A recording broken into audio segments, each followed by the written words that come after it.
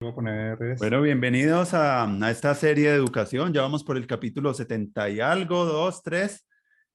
Muy contentos porque estamos empezando como a crear una red de trabajo para desarrollar una universidad en América Latina y buscándonos en varias partes. Estamos como haciendo como un prototipo a pequeña escala con amigos de poder como crear un concepto de abundancia educativa donde en cada casa, cada persona pueda hacer un aula y que podamos intercambiar conocimientos y usar estas tecnologías para eso. Y también como legado también para las futuras generaciones, que hay muchas personas jóvenes que están buscando espacios más holísticos, más integrales, con mayor experimentación en los espacios educativos y eso a veces no es algo como muy común. Lo digo pues por la hija de mi compañera María José, pues ella se fue ahorita a estudiar a Argentina, pero estaba como en un dilema muy fuerte que estudiar porque le gusta las artes marciales, la danza, le gusta también un poco las cosas de la salud.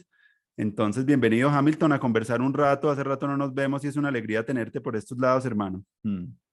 bueno, André, muchas gracias por tu invitación y bueno, un gusto para mí estar aquí discutiendo estos temas que, bueno, de alguna forma es un día a día en las cosas que hago. Sí, así es. Entonces vamos a conversar un rato. Eh, Primero un poco haciendo retrospectiva, Hamilton, me interesa mucho hablar un poquito de libre pensante, de antes de lo que estás haciendo ahora, pues hay otras experiencias artísticas, obras, y me gustaría hacer esa retrospectiva incluso más atrás. ¿Cómo han sido tus aprendizajes como cuando eras niño? ¿Cómo fue como tu experiencia educativa? Porque yo creo que muchas de las cosas que hace tienen como una raíz, tienen como una inspiración, entonces podríamos hacer esa retrospectiva mirando un poco esas experiencias y ya podríamos ir entrando ya más adelante a las obras que has realizado, ya más adelante. Te invito ahí a Ah, eso. vale, pues bueno, básicamente mi infancia educativa fue un caos. Era el típico indisciplinado de la clase, pero que me iba bien.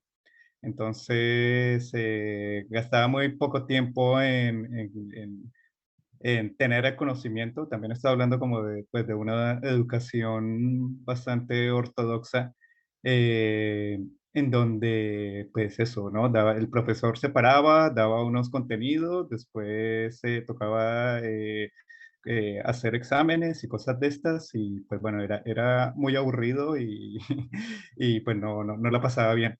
Entonces, eso, fui el típico indisciplinado.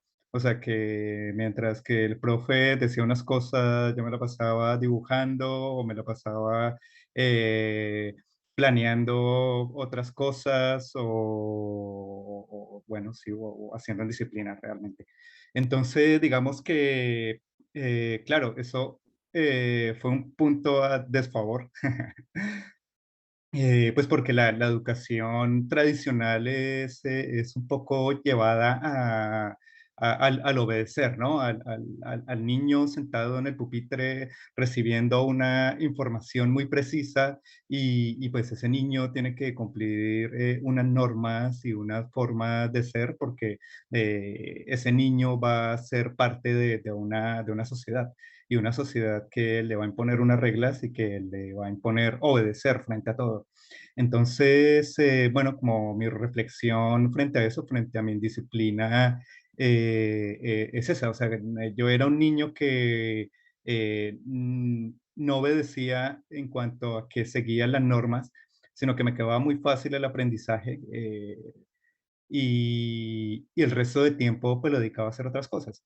Entonces tenía un cómic, por ejemplo, un cómic que fue muy famoso en mi cole, pues yo me la pasaba dibujando y la gente me pagaba por hacerlo. O sea, me compraban los cuadernos, los lápices, las cosas de los demás estudiantes y bueno, basado en muchos referentes que sacaba de otros lados, pues iba haciendo como la historia pues, de mis compañeros de clase. Y pues bueno, ese cómic y como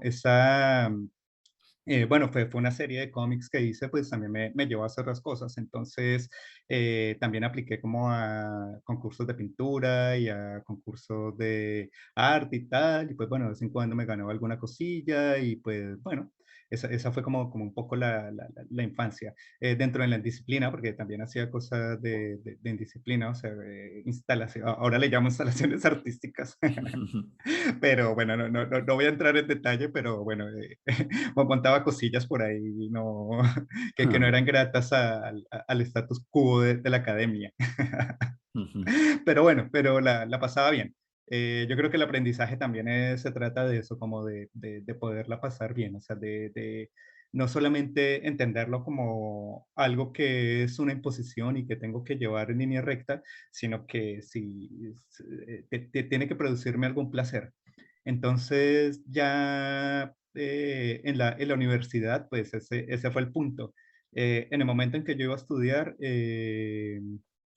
tenía 3 caminos. Uno era eh, ingeniería, ¿cómo se llama esta? De computación, se me olvidó ahora. Eh, De sistemas. Informática, sí, eso, ingeniería de sistemas, informática. La otra era publicidad, porque se me daba bien todo esto pues, de generar mensajes. Y artes, que al final por una decisión de mi papá, él fue el que me dijo como, no, tú tienes que estudiar artes porque es lo tuyo. Eh, yo, claro, también como pensando en mi futuro y todo este rollo, pues quería estudiar ingeniería, porque ingeniería es como la forma en que pues nos dicen pues que es más fácil tener un empleo y que los ingenieros nunca se van a morir de hambre y bueno, todo este rollo. Y sí, bueno, sí, tienes razón, pues mis compañeros informáticos, pues tienen buenos trabajos, Ujú. no sé si la pasen bien o no, pero bueno, a mí me parece un poco aburrido, pero bueno. Entonces, claro, yo hablando con mi padre en ese momento, pues le dije, bueno, yo quiero estudiar ingeniería, o sea, yo me presenté a artes y a ingeniería y a publicidad, pasé en las tres y claro, ahí quedó como lo dejaba como un poco al azar, pero pues el azar dijo como, no, pues te toca decir a ti. Y bueno, no, y mi padre fue el que me incitó a estudiar artes, que pues bueno, le agradezco muchísimo porque en artes, bueno, yo estudié artes visuales, que realmente era una combinación pues, de varias cosas, y lo que más me llamó la atención de la carrera que estudié era los nuevos medios. Entonces, como de las bellas artes tradicionales, pues habían otras formas de realizar arte que no eran esos, que eran los que yo conocía, ¿no? La típica escultura, dibujo, ta, ta, tan, pues que es entendido como las bellas artes. Pues no, hay otras cosas y pues esas cosas empezaron a mezclarse con mis intereses, con la ingeniería y pues bueno, ahí fue donde empecé a mezclar cosas. Aprendí pues bueno, como las cosas de bellas artes, etcétera, pero me enfoqué con un interés muy particular en la programación y la computación y los nuevos medios. Mm. Me llama la atención eso de que te interesaba ya la ingeniería de sistemas. En ese tiempo ya tenías tu acceso a computación y todo eso cuando estabas en el colegio. Había como una inclinación fuerte como por los computadores en esos tiempos. Sí, bueno, en el cole aprendí a Basic, que es un Ya. sistema, es un lenguaje de programación que me Mm, encantaba. Y pues bueno, afortunadamente también tenía compu en casa, entonces me la pasaba muchas horas, pues bueno, haciendo programillas en Basic y también dibujando en el compu y bueno, siempre como desde pequeño esta máquina ha estado conmigo. mm, Porque mi papá, bueno, para su trabajo lo necesitaba, entonces tenía uno en casa que pues era un computador, un PC de estos de pantalla verde y tal, pero pues que yo mm. le instalaba mis rollos y bueno, también jugaba videojuegos y esas cosas, cuando él no estaba, claro. Me gustaría explorar, Hamilton, eso de la formación autodidacta. Muchas cosas que pronto tú aprendiste, las aprendías por tu propia cuenta. Es que en esta serie yo he visto que muchas personas han tenido como esa habilidad como de aprender las cosas por sí mismo y eso tiene un gran valor hoy en día. ¿Tú cómo ves eso? Mm. Me gustaría como, de pronto, cuáles fueron como tus semillas como autodidactas, por lo menos a mí.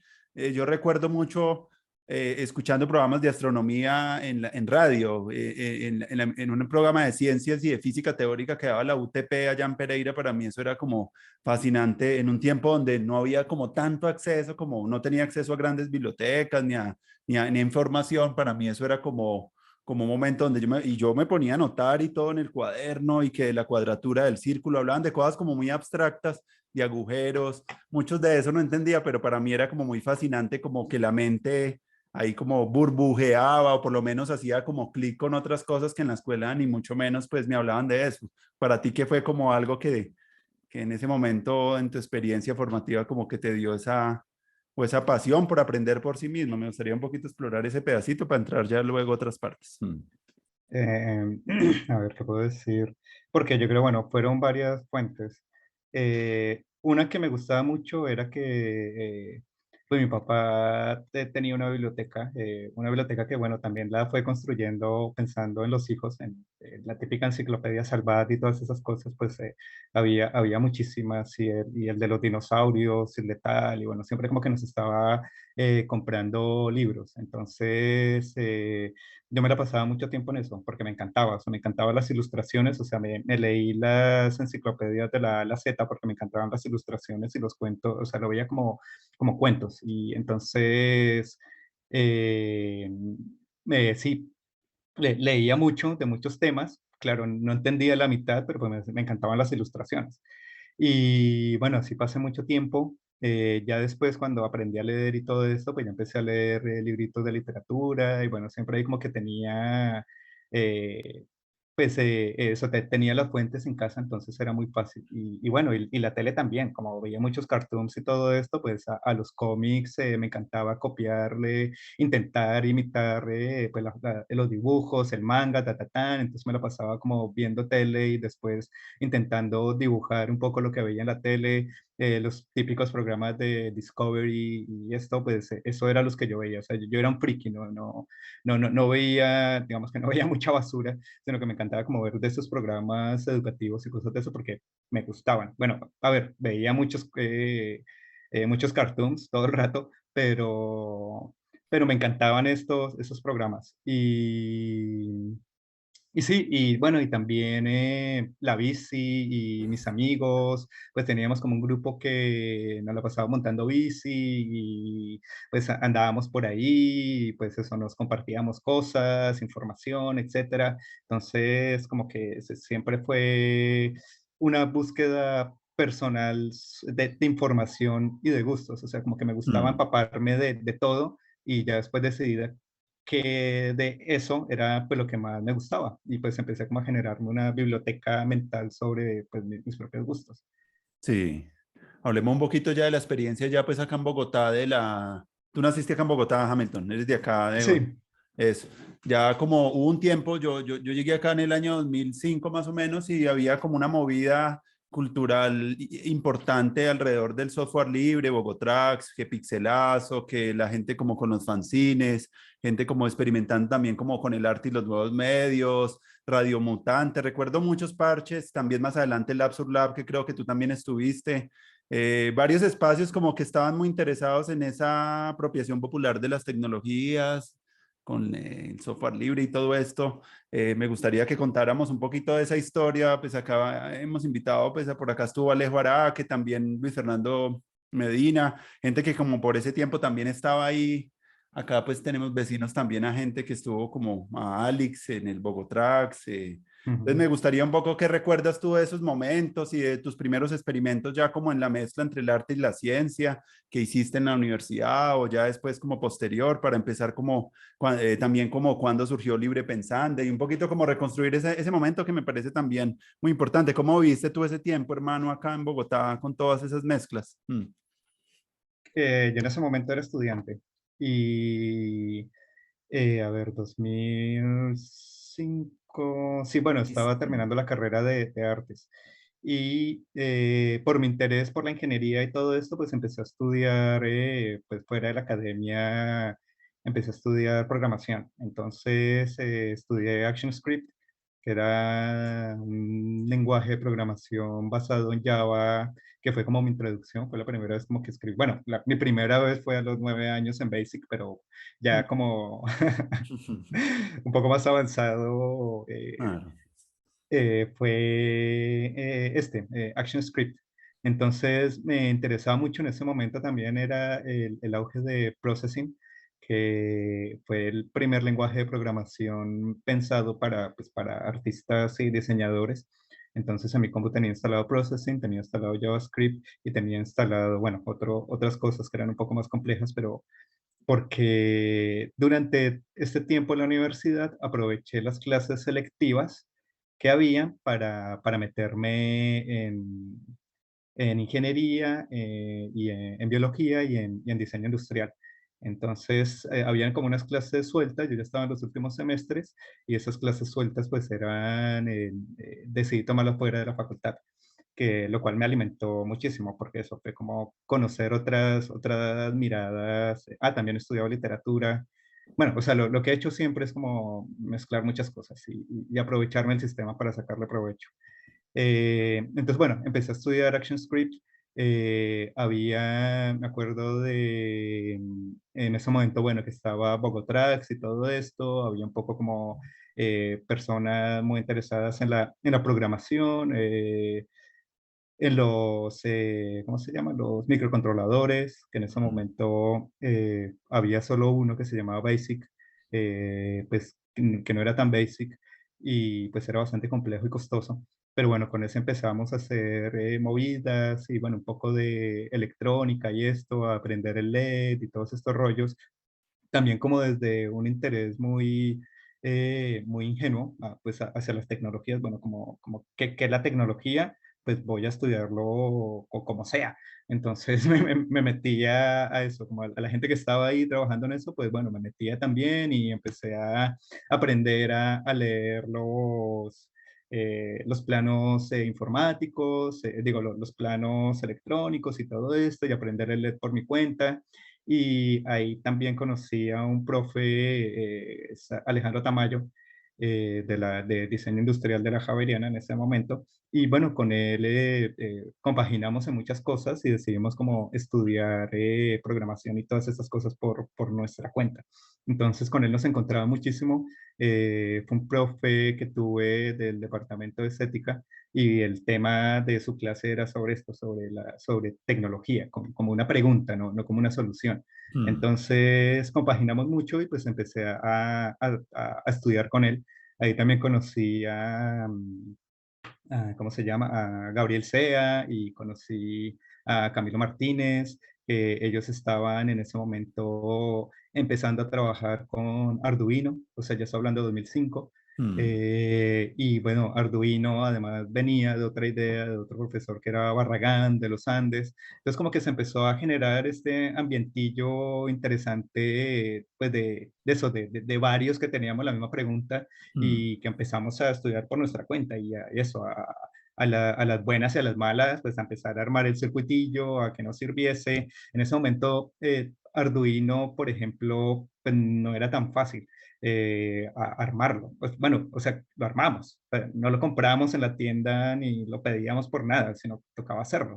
Mm. Entonces ya solo el hecho de tener que hacerlo, de programarlo, pues ya era el nivel 8. Cuando lograbas prender el LED, ya habías pasado 8 niveles de conocimientos para llegar a eso. Entonces, pues bueno, ese momento yo lo vi como muy interesante por eso, porque era como aún estar eh, con un pie en una tecnología que venía creciendo y el otro pie en las complicaciones tecnológicas de la época. Entonces, pues que, es que todo esto no estaba tan avanzado, no estaba tan construido, que tocaba empezar a construirlo. Entonces empezamos a construirlo. Ahí salieron los primeros manuales para hacer cosas con Arduino, todo esto, y pues bueno, fue un momento muy efervescente. Mm. Eh, también, bueno, empezamos a, bueno, por interés propio, pues empezamos a desarmar cosas, a hacer, pues bueno, no sabíamos que eso sí se llamaba circuit bending, pero pues empezamos a hacer circuit bending, ahí conocí a las personas de Bogotrax también, Mm, entonces nos íbamos, armábamos parches para desarmar cosas y sacar elementos electrónicos y romper y destruir y armar y desarmar y bueno, ahí nos la pasábamos tardes enteras haciendo estas prácticas mm, digamos, sin estar metido, sin decir, bueno, yo soy un maker, no, no éramos nada. Éramos sí, un grupo de personas que estábamos explorando muchísimo, cacharreando. Mm, cacharreando, sí, sí, un mm, grupo de cacharreros sin ningún título. sí. Hamilton, ¿y Libre Pensante surge en qué momento? Todos esos proyectos, ya como una plataforma para tus proyectos, ¿cierto? Algas verdes, todos esos proyectos ya, hablemos un poquito de esa experiencia también de Libre Pensante, que ahí fue como que yo empecé como a conocer más de tus proyectos y de pronto que quieras referenciar algunos que sean para ti como emblemáticos de tu trayectoria, sería también importante conocerlos. Mm, Sí, bueno, Libre Pensante empieza cuando salí de la universidad. Estoy hablando 2007, 2008. Ahí ya estaba fuera de la universidad, o sea que era como mi primer paso a la vida laboral. Y bueno, entonces, y tenía ya proyectillos y cosas, o sea, ya llevaba como 3 años haciendo movidas y me parecía interesante compartirlas por internet. Entonces, y también porque quería aprender HTML.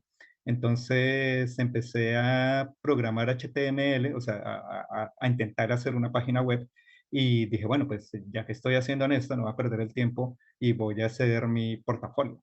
Entonces empecé pues, a programar en HTML, después me compré el dominio, el Libre Pensante, pues bueno, ahí ya tenía como un servidor donde podía empezar a montar mis experimentos al final, porque empecé a experimentar con la programación. Ahí aprendí HTML, JavaScript, bueno, más cosas, más aprendizaje. Entonces LibrePensante nace por eso, como un intento de, bueno, uno, por aprender, meterme en la web, que nunca la había tocado directamente. Bueno, con ActionScript un poco, pero digo, ¿cómo se llamaba este? Bueno, el de Flash, ya lo he dicho ahora. Sí, ActionScript creo que se llamaba. mm. Pero no me había metido como en la plataforma web. Entonces, bueno, empecé a programar libre pensante, a aprender y pues mientras tanto iba montando proyectillos. Recuerdo que lo primero que monté fueron tutoriales de cosas que a mí me parecían importantes para iniciarse, ¿no? Como el prender el LED, el cómo lograr programar el Arduino y todo eso. Entonces era como una especie de blog que yo empecé a montar todo eso para cuando me preguntan, ay, ¿cómo lo hiciste? No, pues mira, métete en Libre Pensante y pues bájate el Mm, tutorial y pues bueno, ya. Entonces también desde el principio tuvo como esta, pues esa intención de compartir el aprendizaje que estaba teniendo y de no perderlo, porque también, pues una cosa que ha sido muy constante es el querer eh, que toda esta información no se pierda. Entonces también Libre Pensante era la forma de, porque todas esas prácticas tienen algo y es que pasan y no queda información. Yo creo que muchas de las cosas, o sea, me parece muy interesante lo que estás haciendo, Andrés, de intentar como volver a los orígenes, porque es que esa historia no está contada ni está escrita. ujú, Entonces, Libre Pensante también era el intento como, bueno, vamos dejando cosas escritas de esa historia que está pasando. mm. Entonces ahí, pues bueno, digamos, mucho de eso pues ya se perdió dentro de los muchos cambios que ha tenido Libre Pensante, pero pues bueno, nació con esa intención. Sí, bueno, si quieres, Hamilton, nos cuentas un poco de tus obras, de lo que estás trabajando, de lo que has trabajado también, cuáles han sido como tus intereses, porque han sido bien especiales también y, y recuerdo también, pues, en aquellos momentos que tú estabas ahí trabajando en el SENA con la parte de esa impresión 3D y todo eso, pero pues los proyectos que quieras mencionar, estaría muy bien hacer esos recuentos porque acá estamos como creando como un plano general un poco de la vida de las personas, de sus experiencias y de las reflexiones actuales, con el objetivo que ya, pues ya más adelante podamos hacer más zoom y la gente que quiera ver estos videos, pues ver tus obras y ver como tu trayectoria, pues ya pueda pueda inclinarse como a recorrerla a través del libre pensante. Pero me parece muy chévere esto también por lo que te digo es una manera también de ir como creando una dinámica de formación ya pasada pues ya a nuestros espacios educativos y en la universidad,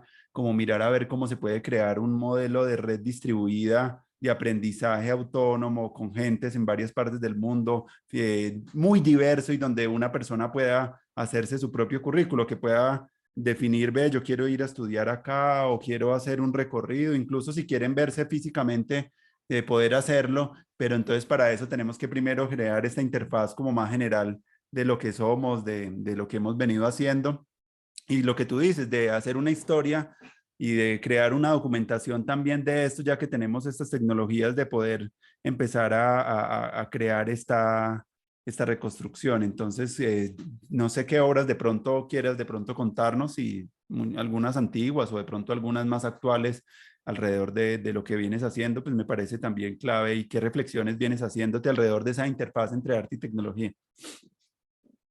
A ver, ¿por dónde empezar?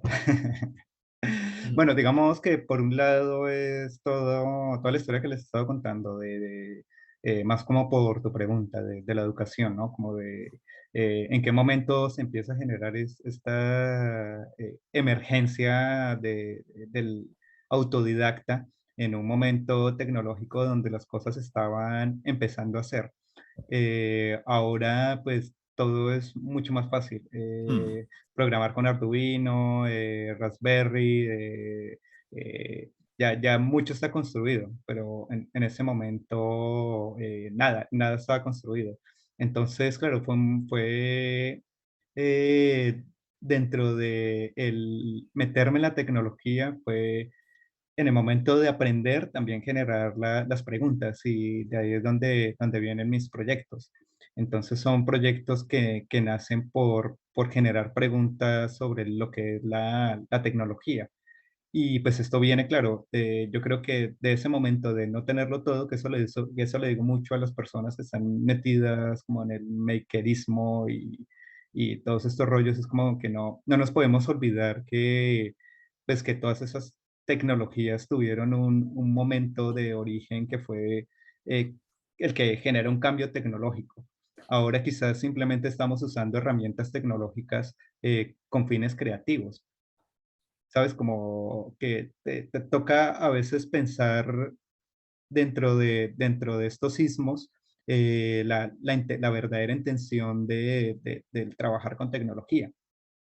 Entonces, me gusta la tecnología de base, como de cero, de base, y ahí están, y ahí es donde empiezo como a construir los proyectos. Unos propositivos, otros críticos. Y a ver, puedo empezar por uno que me dio muchísimo, porque además fue la primera vez que estuve en Media Prado, que es Algas Verdes. A ver, estoy hablando del 2010. En ese tiempo yo trabajaba en la Universidad Javeriana, estaba trabajando en el departamento de estética de la Universidad Javeriana. Bueno, con muchos de los que iniciamos todo este rollo, pues trabajamos ahí, teníamos un grupo de investigación de tecnología, sí, como que duró varios años. Y pues bueno, con estas personas la idea era como eso, explorar muchísimo desde el diseño, que también fue una cosa que me ha aportado muchísimo, una línea que, digamos, el arte a veces queda un poco limitada, el diseño industrial, en el hecho que el objeto tiene que tener una utilidad y tiene que ser útil y tiene que tener unas condiciones industriales, pues da muchísimo. Entonces, Algas Verdes fue pues como el primer proyecto que agarró esta parte. Entonces, también, bueno, dentro de mis intereses, que andaba por ese tiempo, empecé a conocer biólogos. Entonces, claro, ¡puc! Llegó la biología a mi vida. Hicimos con Alejandro Tamayo, que él tenía un programa que se llamaba Vida Lab en la Javeriana, y pues con él también la idea era integrar la biología y la tecnología em, con el diseño industrial. Entonces, dentro de las clases, había una que nos íbamos a visitar los laboratorios y jugábamos con los microscopios y hacíamos diferentes procedimientos científicos de laboratorio en biología. Y de esas experiencias les conocí a personas con las que seguí, bueno, más que trabajando, como compartiendo conocimiento. Entonces, yo a veces iba a biología de la Universidad Javeriana y pues me colaba en los laboratorios y pasaba la tarde ahí viendo cosas y hablando con gente y tomando fotos y entendiendo un poco cómo eran los procedimientos de laboratorio. eh, y pues bueno, un poco como me encantaba, o sea, como cuando empecé a ver los medios de cultivo y todo esto, las imágenes que hacían, y bueno, tienen una belleza impresionante, que era como, sí, quedé ahí pegado a eso. Mm. Entonces, pues esto yo lo seguía haciendo en mis clases. Íbamos pues la idea era integrar como cosas de biología con cosas de tecnología, y también desde la ecología profunda y desde los problemas que ya se veían, que ya atisbábamos desde ese momento, ¿no? Como que pues ahora están empezando, bueno, que no están empezando, ahora lo vemos más cercano: Mm. cambio climático, los recursos, el problema con los recursos energéticos, sí, los problemas ambientales que estamos empezando a atisbar en este momento, pues ya como de frente. Pues la idea era empezar a trabajar con ellos en ese momento desde el diseño industrial. Entonces, de ahí nació el proyecto Algas Verdes, porque me gustó muchísimo cuando empecé a estudiar sobre las algas. eh, me gustó muchísimo como la simbiosis que las algas habían hecho desde el principio de los tiempos, o sea, que las algas empezaron a producir oxígeno y esto hizo que se oxigenase la atmósfera y que generaran todos esos cambios hasta llegar ahora. O sea, me salté como millones y millones de años de la historia de la Mm. Tierra, pero me encantaba eso, o sea, como que estuvieron de primeras y las simbiosis que establecieron fueron tan profundas que en este momento nos siguen manteniendo como el planeta Tierra, como un solo ser. Entonces, las algas, además, en su evolución, no han evolucionado mucho, o sea, no se han complejizado mucho, sino como su básico ser es tan perfecto que es uno de los seres más fructíferos en el planeta. Entonces, eso me generó como mucha fascinación. Y, el, y entonces, bueno, por esta época, ahí punto aparte, digo otra cosa y vuelvo a esto. Había un programa en el Medialab Prado. Medialab Prado es un laboratorio ciudadano que queda en la ciudad de Madrid. En ese momento eh, estaba como empezando un programa que se llama Interactivos, que el programa Interactivos es un poco como todo esto que hemos hablado. Era como Mm. el poder unir diferentes tipos de tecnologías punteras de ese momento y ofrecerlas como herramientas a la ciudadanía. Y entonces invitaban a creadores de diferentes partes del mundo a tener una experiencia en donde veníamos a realizar un proyecto de forma comunitaria, ¿no? con una comunidad, y este proyecto era transdisciplinar, tecnológico, transtecnológico, y bueno, y era referente a un tema. El tema de ese año era la ciencia de barrio.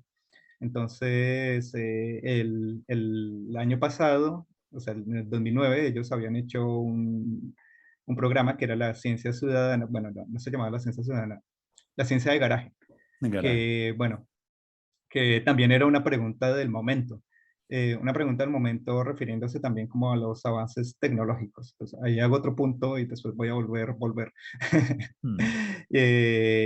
A ver, como lo que ellos querían trabajar era, o sea, como el punto es cómo tecnología de la computación arrancó en garajes en los años 80 y eso ha llevado a una era tecnológica que, bueno, es la que conocemos a partir de personas que bajo eh, intereses muy particulares y con la intención de cambiar el mundo, pues empezaron a reunirse en garajes y a trabajar con computación, a armarse sus computadores, a indagar con sistemas de computación, a trabajar con lenguajes, etcétera.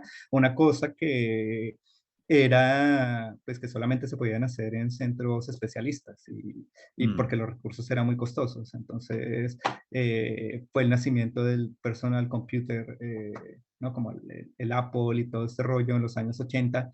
Entonces, lo que se planteaba con el programa era como ese momento tecnológico estaba a punto de pasar, era el momento en el 2009 que iba a empezar con la biología sintética. Entonces se iba a hacer un salto tecnológico tan parecido como el de la computación en ese momento y la ciencia de garaje se refería a eso.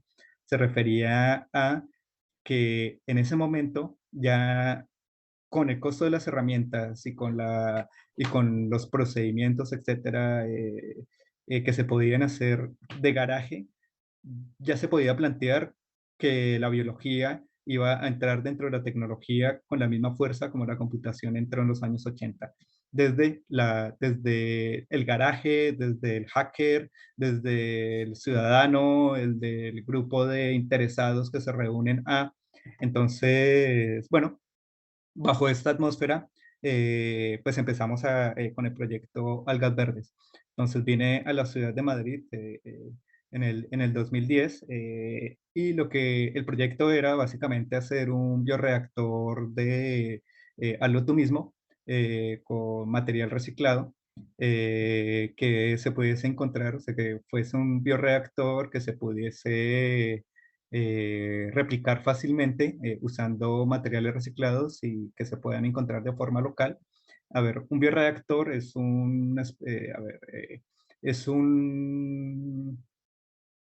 es una atmósfera controlada de laboratorio para que puedan crecer algas.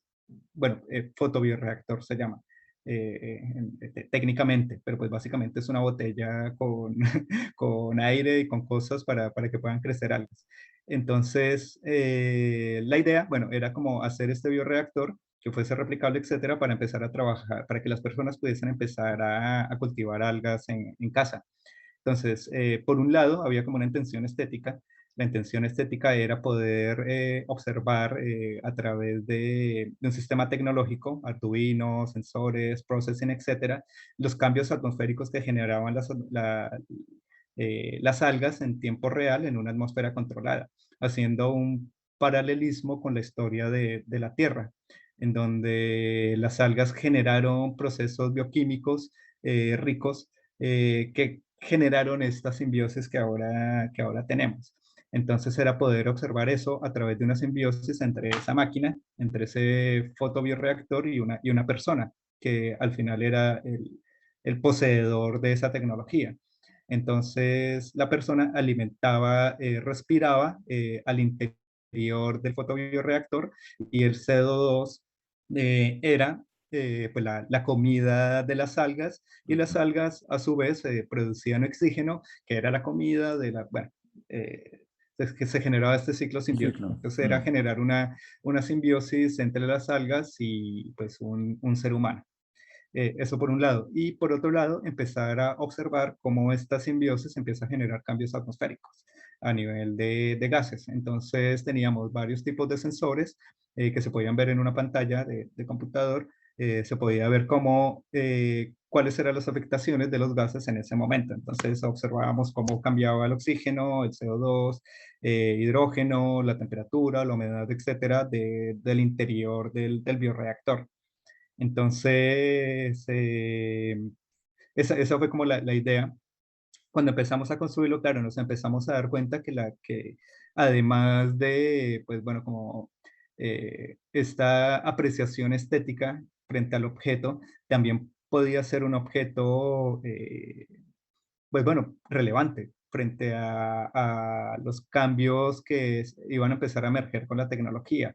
¿Por qué? Porque las algas podían generar una serie de procesos bioquímicos que podían ser usados eh, que podían ser usados en la vida cotidiana. Entonces empezamos a estudiar cómo, por ejemplo, se podría generar energía eléctrica a partir de las algas, o cómo las algas podrían alimentar una población, o podrían ser como un cultivo que yo tengo en casa y del cual es un superalimento que complementa mi alimentación, o puedo hacer biodiesel y bueno, y eso, y generar combustibles. Y también como las algas pueden ser una tecnología para limpiar el aire. Entonces, bueno, hablo de todo eso como que es lo que me parece interesante, es como este objeto empezó a generar una atmósfera de sí mismo, o sea, no era como solamente la cosa, sino todo lo que rodeaba esta cosa, y todas estas posibilidades tecnológicas futuristas en ese momento que eran el potencial de esa tecnología. Eh, ya con base en eso, o sea, digamos, el proyecto, hicimos el objeto, que se lo pueden ver en Libre Pensante, es la Algas Verdes. El objeto pues era un bioreactor hecho con botellas de agua de litro, botellas plásticas de agua y con un tubo que era una canaleta de agua y los tubos y la forma de respiración y todo eso pues lo sacamos de sistemas de acuarios. Y eso, como empezamos a tomar como diferentes cosas que se compraban fácilmente en Madrid o que podíamos reciclar para armar este objeto. Y también, pues bueno, el objeto era libre. Los planos estuvieron abiertos en internet para que las personas pudiesen construirlo, un poco más desde la teoría, porque el objeto puede ser cualquier cosa, entre comillas, si cumple cierto tipo de condiciones, pues crecer alga no es una cosa muy complicada.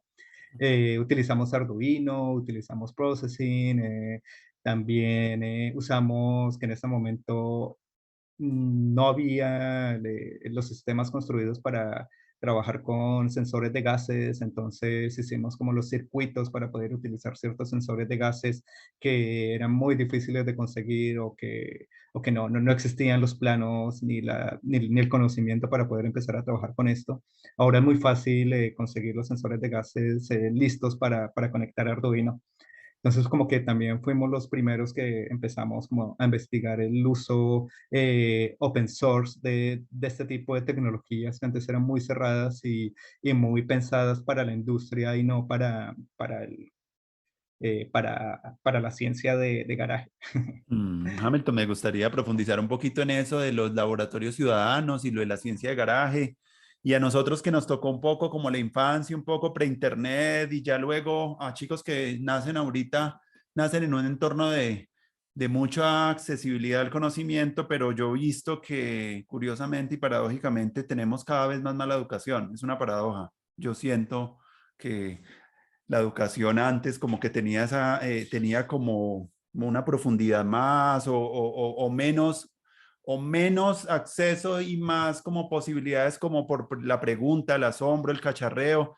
Yo siento que algo se ha perdido ahí, que por eso me parece muy interesante lo que estás hablando, porque habla un poco de una actitud mucho más experimental con las cosas, de desarmar, de jugar, de explorar, que siento que cuando tú tienes como ya todo como tan dado, pues se pierde un poquito como esas posibilidades. Yo creo que eso es algo, me gustaría hablar un poquito y profundizar en como en esas cosas que de pronto se encuentran en esos laboratorios como Media Lab Prado y los espacios donde tú has participado, como que profundizáramos como en esa potencialidad educativa, ya que la serie pues de educación sería bueno dar algunos elementos para las personas que ven esto que lo pueda nutrir, ¿cierto? Pues tú ya has dicho varios, ¿cierto? Pero pues podríamos igualmente en esa línea para ir hablando. Sí, claro. Bueno, a mí lo que me pareció más interesante de la experiencia con Medela Prado en ese momento, estoy hablando de 2010, era el poder tener acceso a cierto tipo de herramientas y el darme cuenta que el tener acceso a las herramientas no era solamente tenerlas, sino el conocerlas.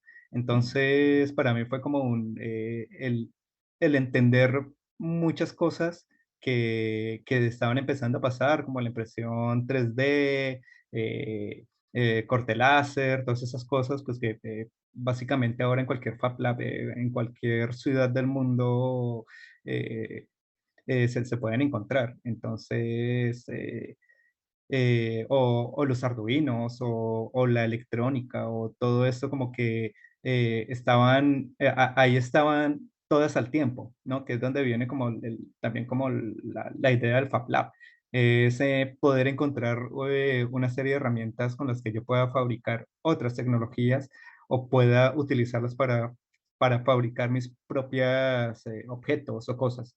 Entonces, el hecho, o sea, por un lado, bueno, de los Fab Labs y de los laboratorios ciudadanos, pues bueno, que podemos encontrar muchas tipologías, ¿no? Según el lugar, o de los Makespace, o los Hub Labs, o laboratorios de ciencia ciudadana, o Fab Labs, o bueno, bibliotecas. Ahora estaba en contacto con una persona de la Biblioteca del Tunal, que me pareció muy interesante que también esto, o sea, que ellos están iniciando con un Fab Lab como parte, o sea, como lugar de tener libros, pues tienen un Fab Lab y están como pensando en qué tipo de conocimiento se necesita para que las personas puedan ir como fueron en algún momento, como fuimos nosotros, o bueno, como muchos van ahora a consultar un libro, pues que puedan ir a consultar el cómo fabricar cualquier cosa, o cómo, o cómo iniciar un proyecto de ciencia con su comunidad, o bueno, etcétera. Entonces, yo creo que ese es el cambio tecnológico, como el cambio de paradigma que generan estos lugares en cuanto a que ya no es una tecnología que solamente está siendo usada como usuario, eh, sino que yo puedo empezar a crear a partir del uso de esa tecnología o puedo crear tecnologías para que otras personas las usen. Entonces, este cambio de usuario a creador, pues bueno, estos lugares es como su, ¿no? Como su punto. Y bueno, y dentro de todas las tipologías que podemos encontrar, yo creo que eso es el que podemos ver en todo, ¿no? Como el modo operandi de todas estas, tiene que ver con eso, en cómo una persona puede empezar a crear a partir del uso de herramientas tecnológicas o puede crear herramientas tecnológicas que otras personas pueden empezar a usar. Y cómo también, bueno, no en todos esos lugares, pero yo creo que también en la mayoría el hazlo tú mismo, el construyelo entre varios, Mm. ¿no? Como estas dinámicas hacen que la experiencia sea, que esta experiencia de creador sea mucho más fuerte porque no estoy yo encerrado en mi casa como el científico, ¿no? El científico metido en su cueva y el genio incomprensible, sino que Mm. estoy compartiendo con otras personas un conocimiento y unas ideas que pues están en retroalimentación todo el tiempo. Y yo creo que eso Mm. juega un poco la ciencia ciudadana Me parece en muy el, en chévere el, que en ese en el, tiempo en el estamos poder hablando compartir. como de la semilla de muchas cosas que ahorita hoy, curiosamente, Hamilton, con el nuevo gobierno hay una política en borrador de ciencia abierta, por lo menos que ya es un avance que Mm, ya a nivel político, y incluso en otro programa que con Carolina Botero hablábamos un poco de eso y de carisma y de pronto también mm. de lo que se está haciendo. Ellos están muy enfocados en los temas de derechos humanos y cultura digital, pero veíamos un poco que muchas de las cosas que a principios de siglo empezaron a gestarse de una manera muy independiente, pues ya van materializándose. Incluso me hablaron de un proyecto que llama Quimera, que es una red para educación rural que no tiene acceso a Internet, entonces están construyendo a través como de sistemas muy básicos y con modem la posibilidad de que haya mayor facilidad de acceder a un Wikipedia y de que puedan tener una red pequeña que también yo cuando estuve en España vi proyectos muy en esa onda del Wi-Fi Net, y había un proyecto que también como creaban como antenas inalámbricas para los ciudadanos, y entonces me parece muy chévere porque no solamente es crear, sino también como darle acceso a que más personas también puedan tener la herramienta y que pueda ser fácilmente como escalable y reproducible. Y eso también me parece muy bueno, incluso para esta universidad del futuro que se está armando. Y es que el objetivo es que que el código fuente de la propuesta sea libre para que otras personas en sus territorios puedan armar su comunidad de aprendizaje y puedan armar su propio sistema educativo. Normalmente en agricultura se habla mucho de la soberanía alimentaria. La propuesta que estamos haciendo con esto es también como una soberanía educativa, como que las personas se puedan organizar mejor entre ellas desde el principio de la abundancia para crear un modelo de intercambio, porque normalmente la escuela, la universidad, los colegios están basados en la escasez, en un modelo que sabemos que no es el modelo como más adecuado. Y así también es la energía también, si uno podría mirar en los experimentos que se han hecho, incluso las monedas locales y los principios de soberanía económica también están basados, es que los ciudadanos a través de su creatividad, con las herramientas, pueden empezar a diseñar incluso monedas, pueden diseñar instituciones educativas, pueden diseñar procesos de agricultura familiar y de una pequeña capacidad de supervivencia alrededor del alimento. Y entonces la conciencia es muy potente que empiece a introducirse en los ciudadanos porque realmente podemos empezar a mirar y a solventar muchas necesidades alrededor de temas que tenemos ahí en nuestro alcance. Entonces, por eso me parece muy chévere esto de la ciencia ciudadana y que curiosamente ahorita, llegado a 2022, pues se esté dando, y bueno, muchos científicos estuvieron ahí también muy quisquillosos con el tema porque era como moverlos de, de, del curubito donde mucho de la ciencia se ha hecho, pero también eso a abrir espacios. E incluso quiero más en este programa más adelante invitar a personas que estén trabajando con ciencia ciudadana acá alrededor de mapeos de biodiversidad en zonas urbanas. Eso ya se viene haciendo y utilizando también todas esas aplicaciones para compartir y para gestionar colectivamente el conocimiento. Entonces, Hamilton, me parece maravilloso pues ver que de eso que te está hablando ahorita tiene como unas semillas y por eso me parece tú un invitado importante en ese trabajo porque has sido parte como de esa historia y ver un poco los pioneros es parte de lo que la universidad también tiene que empezar a plantearse. Me gustaría un poco también en ese sentido, dando saltos, porque pues el tiempo, como sabemos, es corto, hablar de un poquito de Biocrea y en lo que estás trabajando ahorita allá en Media Lab Prado, después de haber estado en Interactivos, ahorita ya estás coordinando un espacio alrededor de la biología y el cierto y si quieres contarnos por ahí o por donde quieras también continuar el relato. Sí, bueno, sí, porque Crea, bueno, que Crea es, bueno, voy a seguir con el relato, ¿no? O Pues de sigues la con el ciencia de relato. barrio. Sigue con Pero la... bueno, voy a tirar hacia Biocrea. Pues bueno, después del 2010 que yo estuve en Media Lab Prado de la ciencia de barrio, Media Lab creció muchísimo y eh, empezó a crecer tanto en ideas como en espacio físico. Entonces, Media Lab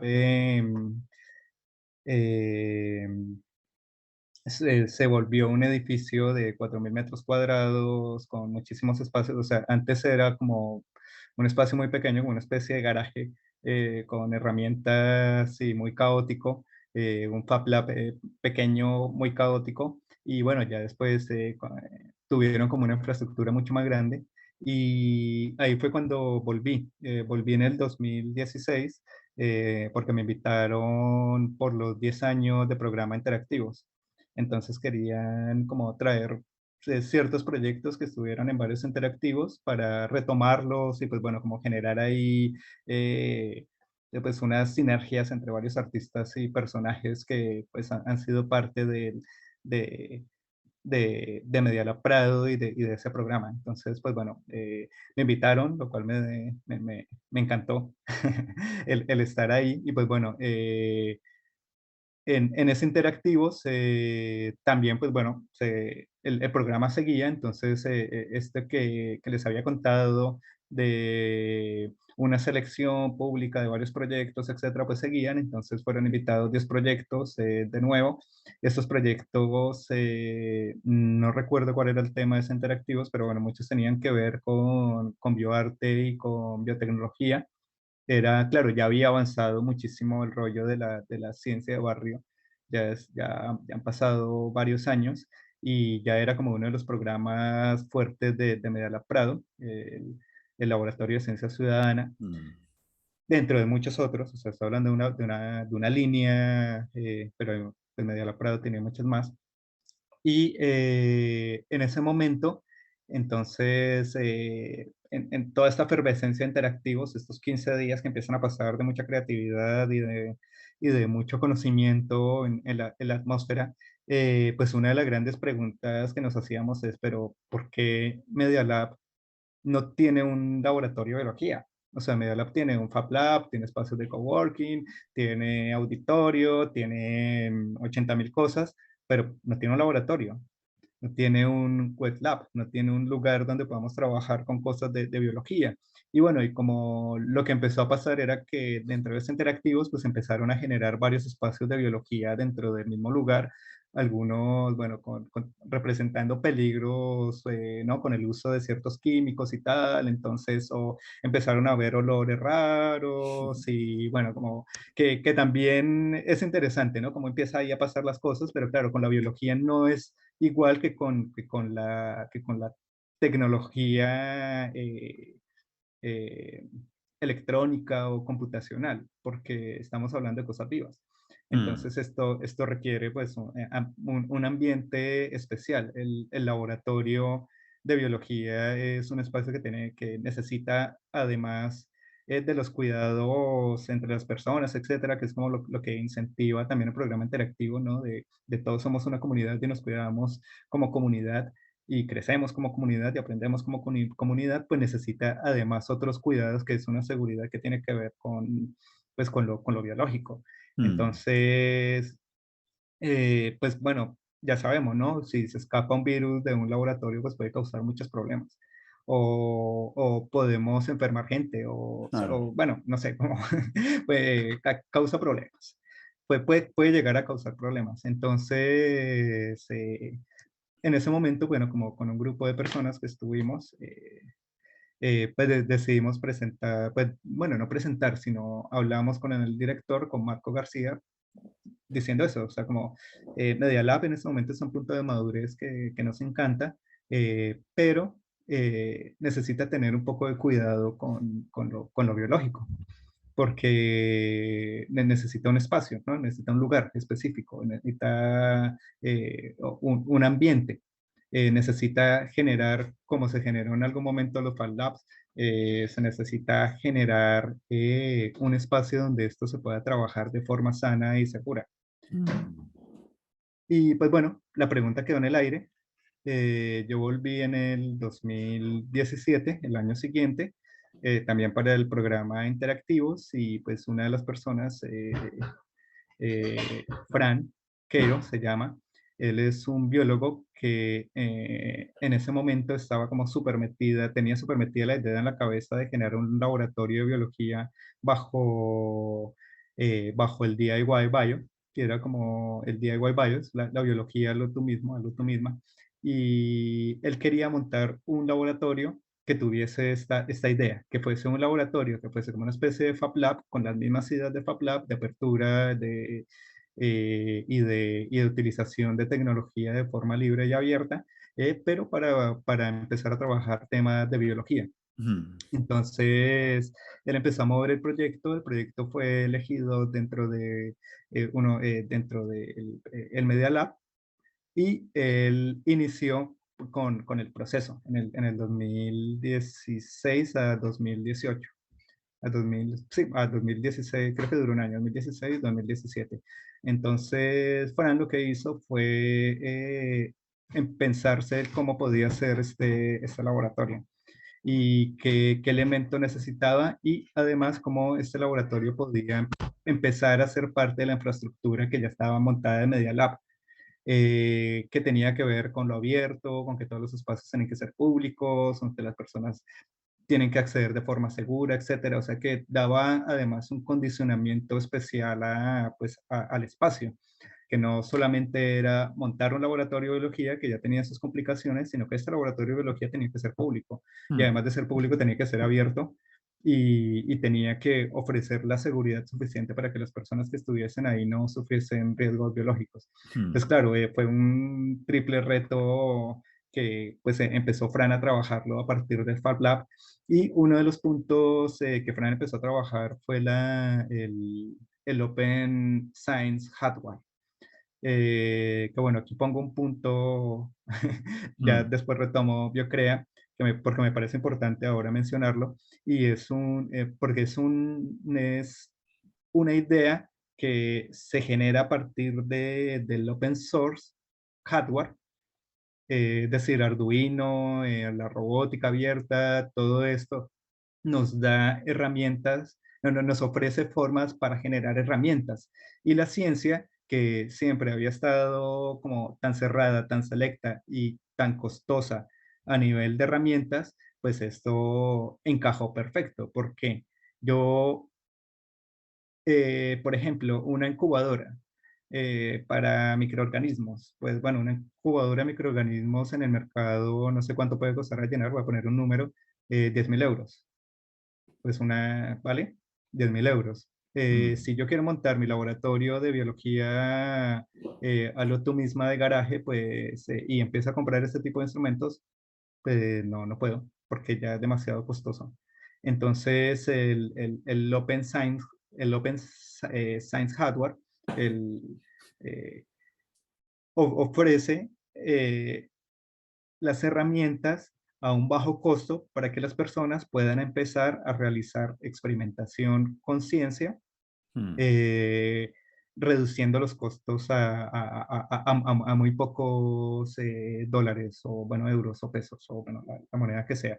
Y esta idea empezó a crecer, o sea, desde el 2000, desde finales del 2000, de la primera década del 2000, o sea, 2008, 2009, ya se empieza a hablar un poco como, bueno, la necesidad científica y cómo, o sea, la necesidad científica de tener instrumentación de bajo costo y cómo el open source podía llegar a entrar pues en esta dinámica industrial de la ciencia para bajar los costos. Y también esta reducción de costos puso se puso sobre la mesa la discusión sobre la ciencia abierta y sobre la ciencia ciudadana. Es como, bueno, si ya podemos empezar a experimentar a bajo costo cierto tipo de experimentos que antes eran imposibles, eh, está habiendo un cambio de paradigma tecnológico. Eh, que es bueno, que es un poco como el caso de la ingeniería genética y todo esto que, bueno, a finales de los 90 era hiper, mega, ultra costosa eh, a niveles que solamente cierto tipo de científicos o de instituciones con mucho dinero podían llegar a hacer y que ahora mismo, con muy pocos euros, yo puedo en mi casa, o sea, aquí mismo, poder hacer experimentación con genética a muy bajo costo y con herramientas open source. Punto aparte. mm, Vuelvo yo creo. Entonces, bueno, Fran estaba trabajando como todos estos temas y empezó a trabajar en el Fab Lab. Pues eso. Entonces, tenemos un laboratorio, necesita herramientas, o sea, tenemos la idea de generar un laboratorio de biología, no tenemos herramientas, no tenemos nada, tenemos un espacio que es Media Lab Prado. Pues lo primero que empezó a hacer este grupo fue eh, prototipar herramientas que iban a empezar a necesitar dentro del laboratorio. Entonces, bueno, hicieron una incubadora, bueno, hicieron como varios instrumentos DIY con los que ellos iniciaron. También hicieron la idea también era que muchas comunidades dentro de Media Lab pudiesen empezar a utilizar cosas de biología, perdón. Entonces hicieron como una especie de laboratorio con rueditas que se movía por el espacio. Entonces, en el momento que iban a hacer algún ejercicio que tenía que ver con ciencia ciudadana, con biología, etcétera, pues se movía como que el laboratorio se armaba, se improvisaban los espacios y se abría y pues había un momento, un momento en donde eh, estaban como las herramientas y las cosas y el laboratorio para que las personas empezasen a trabajar. Eh, yo volví en el 2017 y pues bueno, retomando esta idea con Fran y con el director en ese momento del Laboratorio de Ciencia Ciudadana, pues empezamos a pensar ya en el laboratorio como un espacio físico y como un espacio que tenía que estar dentro de Media Prado, o sea, con 4 paredes, o sea, como muy interesante el hecho que se mueva por el lugar, pero pues la seguridad y las herramientas y eso pues necesitaban un espacio. Pero ese espacio no solamente era un espacio físico, sino un espacio mental. O sea, un espacio en donde o sea, es como, a ver, ¿cómo ponerlo esta parte? Es que bueno, le dimos muchísimas vueltas como el espacio cultural, o sea, el cómo ofrecer como parte de la cultura el hecho que yo pudiese empezar a trabajar con cosas de biología y poner la biología también como una herramienta tecnológica. Entonces Mm, era como, bueno, ¿cómo vamos a hacer con ese punto? ¿Cómo vamos a hacer de la biología y de la ciencia una cultura? Entonces, desde ahí fue que empezamos a trabajar. Entonces, el programa se dividió en dos partes. Una fue la continuación del laboratorio, ya como un laboratorio de esos de 4 paredes, que iba a tener un lugar en Mediala Prado, y el otro, un programa de actividades en donde pudiésemos ofrecer a la comunidad y a los interesados eh, información y actividades y conocimiento en donde pudiesen empezar a trabajar en temas culturales y bueno, de diseño y de arte, etcétera. Entonces, pues bueno, así fue como arrancó, empezó así muy caótico como lo estaba contando, mm, porque claro, todo es tan efervescente que las conversaciones eran como, que eso, como, wow, mm, volando un poco la cabeza claro. y tampoco saber un poco como, bueno, cómo arrancamos toda esta idea que es como muy interesante, pero bueno, ya hacer la realidad, pues bueno, y pues empezamos así, también de forma caótica. Entonces nos tomamos un laboratorio de Media Lab, un lab un espacio pequeño, 6 metros por 6 metros, una cosa así, y pues bueno, empezamos ahí a montar el laboratorio. Fran había gestionado antes unas donaciones de instrumentación científica muy vieja, de los años 80, etcétera, que nos donaron unas universidades, entonces, pues eso empezamos a establecer un programa de actividades culturales frente a esto. Entonces, por ejemplo, una de las actividades era una actividad de cacharreo, donde desarmábamos esa instrumentación científica para arreglarla y actualizarla y poderla usar. Otro programa era dentro del Fab Lab, en donde empezamos a diseñar instrumentación que pudiese ser usada. Esto lo hicimos con un grupo de estudiantes, que la necesidad de ellos, que bueno, era una necesidad como, bueno, abierta, que tú también la pusiste, y es como en los colegios, los Mm, laboratorios no están equipados para realizar cierto tipo de experimentos. Entonces los profesores, al enterarse que íbamos a iniciar Biocrea como idea, aún es una idea caótica, fueron y nos dijeron, pues mira, el problema que nosotros tenemos de laboratorio es que nuestro laboratorio no sabemos qué hacer con él, porque no tenemos nada, nos parece muy peligroso, los estudiantes no se empoderan de él, nosotros tampoco porque nos da miedo, entonces, ¿qué hacemos? Entonces, con ellos empezamos entonces un programa en donde unos estudiantes, una serie de estudiantes que trabajaban en ese colegio con tecnología, empezaron a hacer un proyecto dentro del laboratorio para hacer instrumentación científica que pudiesen usar ellos mismos dentro de sus experimentos en buenísimo. el laboratorio de biología, y al final quedaban con los instrumentos, y esos instrumentos además, los planos, etcétera, quedaban libres para que otras escuelas, instituciones, etcétera, pudiesen replicarlos y, pues bueno, generar así como una comunidad frente al Open Science Hardware. Y bueno, y con ellos empezamos en eso. Ellos trabajaban en el Fab Lab, en impresión y corte láser, electrónica, etcétera. Hicimos una serie de microscopios a partir de hackear cámaras web. Hicimos microscopios con diferentes tipos de lentes bajo estructuras de cartón que llegaron a costar 3 euros, unos 10.000 pesos.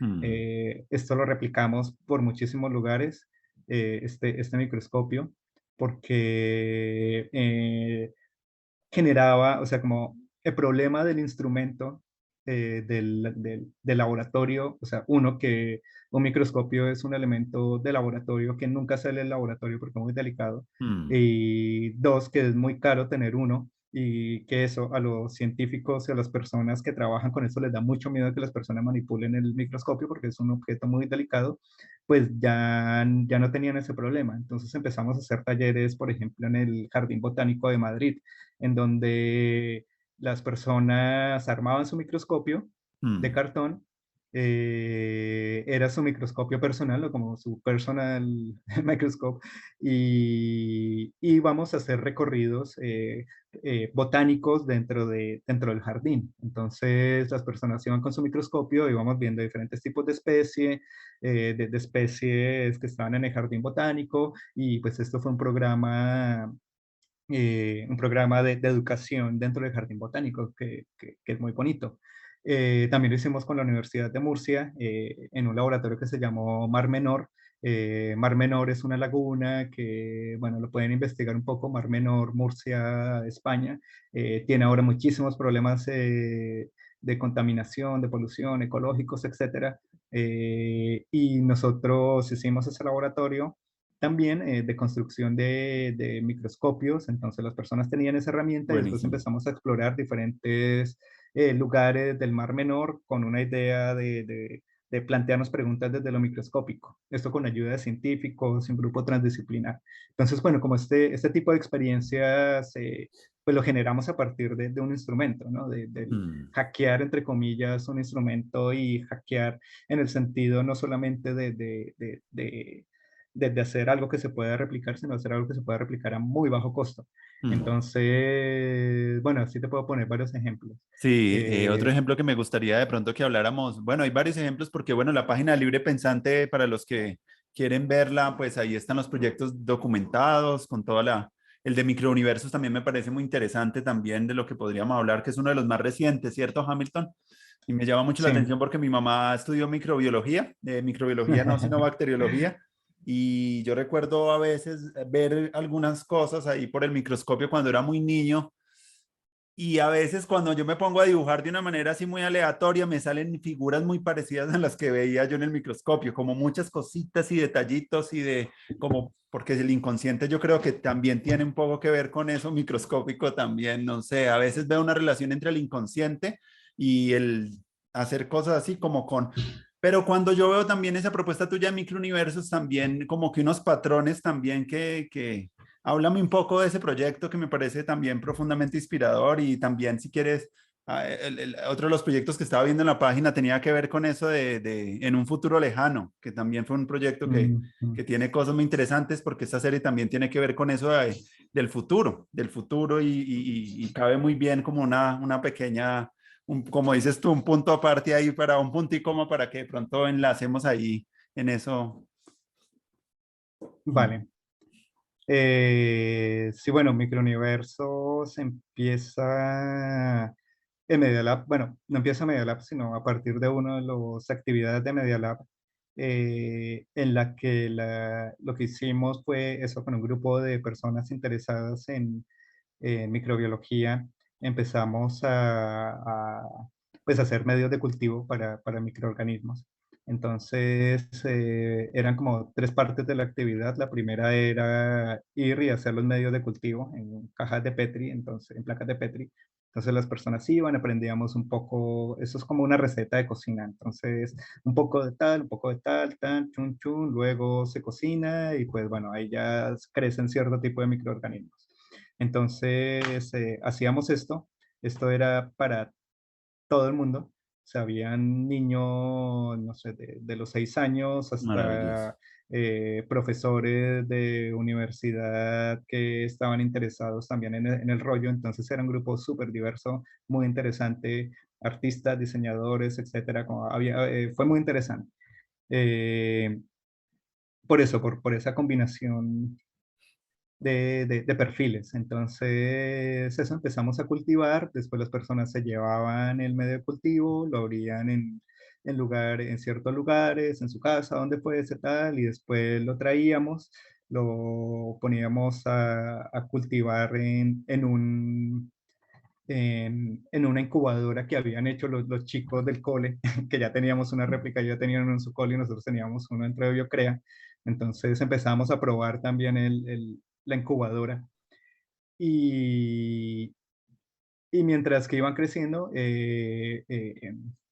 sí íbamos observando y pensando en cómo realizar una experiencia audiovisual interactiva pues, con estas imágenes. Esto lo hicimos con un artista que se llama Feli, colombiana, Feli Cabrera, creo que es, si no me equivoco. Ella estuvo como residente en Media Lab, pues bueno, residente de Biocrea, eh, porque vino específicamente a este proyecto y pues ella está interesada muchísimo en el videomapping, en la proyección de imágenes, Mm. eh, a- en espacios y bueno. Entonces, lo que hicimos fue eso. Entonces, después empezamos a tomar fotografías, a utilizar los microscopios que habíamos hecho, pues también con los estudiantes, estos habíamos hecho unos microscopios, tal, pues empezamos a usar todas esas tecnologías, empezamos a probarlas, a tomar fotografías. Entonces, ya con Feli, entonces empezamos a meter software de análisis de tal, de análisis de datos, de imagen, efectos, y bueno, fue una locura. Eh, entonces, esto fue finales de 2018. La idea era continuar pues, con estos experimentos dentro de Media Prado, pero pues, ¿qué pasó? El COVID-19. Entonces, ya es febrero de 2000, ¿cuándo fue eso? 2020.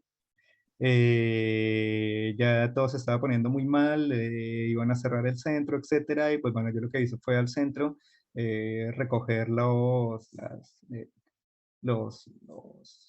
eh, los medios de cultivo que estaban ahí, pues como para seguir un poco trabajando en casa. Yo no pensé que esto fuese a durar tanto. Me los traje y pues nada, en eso terminó. Entonces ya en casa, ya con el confinamiento, yo había comprado también instrumentación pensando en eso, como bueno, si no voy a poder utilizar Biocrea, pues voy a hacer un laboratorio Casero. casero. Mm. Entonces compré como ciertas cosas que podía utilizar, me traje la incubadora, armé unos microscopios, etcétera, hice unos arreglos a la incubadora, bueno, empecé a trabajar en casa y monté un laboratorio en una maleta de mano, también con la idea que lo pudiese llevar a cualquier lugar. Entonces, los primeros experimentos los hice en casa, volví a replicar, hice los medios de cultivo, en las cajas de Petri, etcétera, y los abrí en espacios de mi casa y pues empecé a ver que estaba creciendo, empecé a tomar fotografías, etcétera, y pues bueno, así avanzó el 2020, como muy experimental, como empecé a hacer videos, cosas que podían hacerse, hacer tinciones, pintar medios de cultivo, ver qué pasaba, si las bacterias se pintaban, si no, bueno, hice muchísimos experimentos. Y una cosa, bueno, como dentro de esta experimentación, como una de las ideas que surgió era la semejanza que podía llegar a tener en cuanto a comportamiento y forma los microorganismos y el universo. Mm. Entonces, porque lo que empecé a observar en las fotos, en las imágenes que hacía, es que muchos de las formas como que crecían y de las interacciones biológicas que empezaban a pasar, me hicieron recordar mucho programas, ahí vuelvo otra vez a la infancia, ¿no? Como Cosmos y, Carl Sagan. ¿no? Que veíamos, sí, veíamos el universo y estas imágenes Oh. que también nos marcó mucho a esa generación. Mm. del universo así tan grande, y Mm, las estrellas, y la supernova, y los colores, bueno, y también la ciencia ficción, ¿no? Entonces como que empecé a ver eso en el microscopio. mm, Y pues bueno, y de ahí surgió la idea de microuniversos. Presenté el proyecto para hacer una serie de fotografías que, bueno, en un principio iba a ser presencial. eh, de lo que iba a hacer era que las personas, o sea, tener unos medios de cultivo, instalar el microscopio y que las personas pudiesen jugar con los medios de cultivo y pues bueno, con eso generar como una experiencia audiovisual, que fuese un poco desde la metáfora del universo. Y pues bueno, esto se transformó en una serie de imágenes que hice de fotografías para un festival que se llama Suratómica, que si no los conoces también son unas personas muy interesantes, Grupo Suratómica, que están trabajando con ciencia, arte y tecnología. Y bueno, ellos plantearon un festival por el COVID y eso, pues se hizo online. Y lo que yo hice fue pasar de este formato que iba a ser presencial, pues a, bueno, un formato virtual a partir de una serie de fotografías que estaban inspiradas en esta idea de establecer enlaces metafóricos entre el micromundo y el macromundo. Entonces las fotografías son muy de eso, de universo, como si fuesen como pequeños planetas. universos, como pequeños Mm, fragmentos del telescopio, como si fuese una imagen vista en un telescopio, pero pues son imágenes hechas desde un microscopio.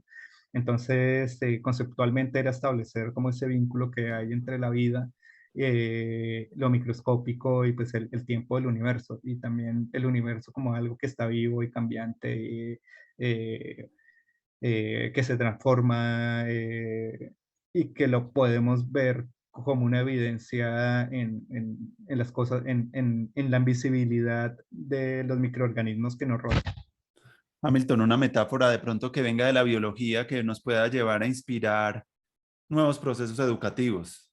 Que tú digas, uff, he pillado esto y de pronto cómo se comportan las formas de intercambio con lo exterior, no sé. Parece muy interesante pensarnos también en esas posibilidades también de mirar como desde el campo de lo biológico. Por ejemplo, hace poquito veía un artículo en la BBC que hablaban de un organismo que se llamaba,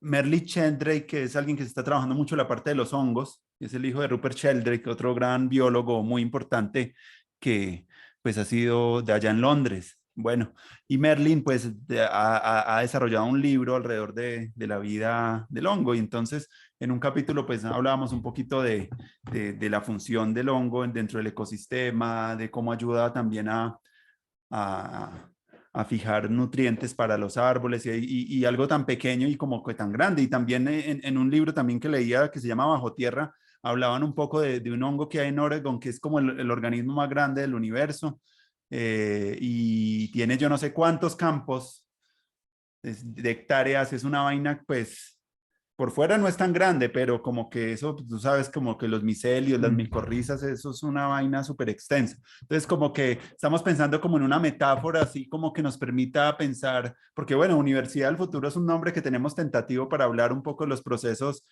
distribuidos, más entre amigos, de educación, pues entre nosotros, pero pues estamos buscando de pronto para ti qué metáfora de pronto nos puedes de pronto sugerir o que nos lleve a pensar ese concepto de universidad como una red distribuida y de así, no sé, o desde los microuniversos también que tú has visto en ese trabajo con las algas, no sé, cómo la verías tú? A ver, que estoy en frío. Deja pensarlo un poco. Bueno, hay un término, eh, bueno, o sea, a ver, como dentro de lo biológico, una cosa que a mí, eso, como me explota un poco la cabeza, es el término simbiosis. Y es cómo se generan colaboraciones entre distintas especies. Y que esto hace eh, esta simbiosis que hay entre dos especies. eh, realmente no es una cosa lineal, sino que es un entramado gigantesco de muchísimos seres vivos que están cohabitando y se relacionan al mismo tiempo y que eso hace que la vida en el planeta sea posible. O sea, un ser aislado, digamos, eso pienso un poco como la vida en Marte. mm, La vida en Marte solo es posible si se lleva un ecosistema, si se lleva una planta y un ser humano no pueden vivir porque les falta el resto. O sea, la vida tiene que ver con algo que está entretejido y que está entretejido a unos niveles que en este momento estamos apenas estudiando. Mm, Entonces, el término simbiosis o, bueno, digamos ahora, la microbiota está siendo muy estudiada por eso mm, mismo. Es como los seres microscópicos o que conviven en nosotros, en nuestro cuerpo y fuera de nuestro cuerpo, son más nosotros que nosotros mismos. mm, Y ese sistema entretejido de diferentes especies y seres animales que se conoce como microbiota es aún más complejo que nosotros mismos y es mucho más complejo que el sistema humano como un solo individuo. mm, Eh, a ver, aquí, por ejemplo, el proyecto Genoma Humano, que es uno de los proyectos más importantes de este, del siglo XXI, pues por las connotaciones que tiene y pues bueno, por el poder descifrar esa cantidad de información que tiene que ver con nosotros mismos, despierta otro proyecto en donde se empiezan a estudiar el genoma humano en relación con los microorganismos y las simbiosis que nosotros tenemos. Es decir, el genoma humano no es solamente lo que nos hace humanos, sino que el genoma humano está digamos que se prende y se apaga con relación mm, a los microorganismos con los que estamos evolucionando. O sea que no podemos ver el genoma humano como una cosa aislada si no empezamos a ver los genomas de los diferentes seres. Y pues bueno, esto ya es una cantidad de información impresionante que, bueno, ahora está haciendo un proyecto, es como la fase 2 del proyecto Genoma Humano, son ese proyecto que está estudiando la microbiota, o sea, los microorganismos que conviven con nosotros y cómo eso se relaciona con el genoma humano. Y yo creo que de ahí va a salir muchísimo conocimiento y va a salir y va a generar cambios que yo creo que ya los está generando cambios a nivel social y pues a nivel de cómo nosotros nos comportamos con los demás, con los otros, ¿no? mm, Con lo otro, que siempre es como el ser humano, ¿no? Desde el antropocentrismo y todo eso, pues nos mm. vemos como estamos aquí, somos seres divinos que estamos aquí, pues no, o sea, no, ni estamos solos, ni podemos, ni somos seres individuales, ni hay un Dios que nos haya iluminado solo a nosotros, ni, ¿sabes? Como que destruye una cantidad de teorías Claro.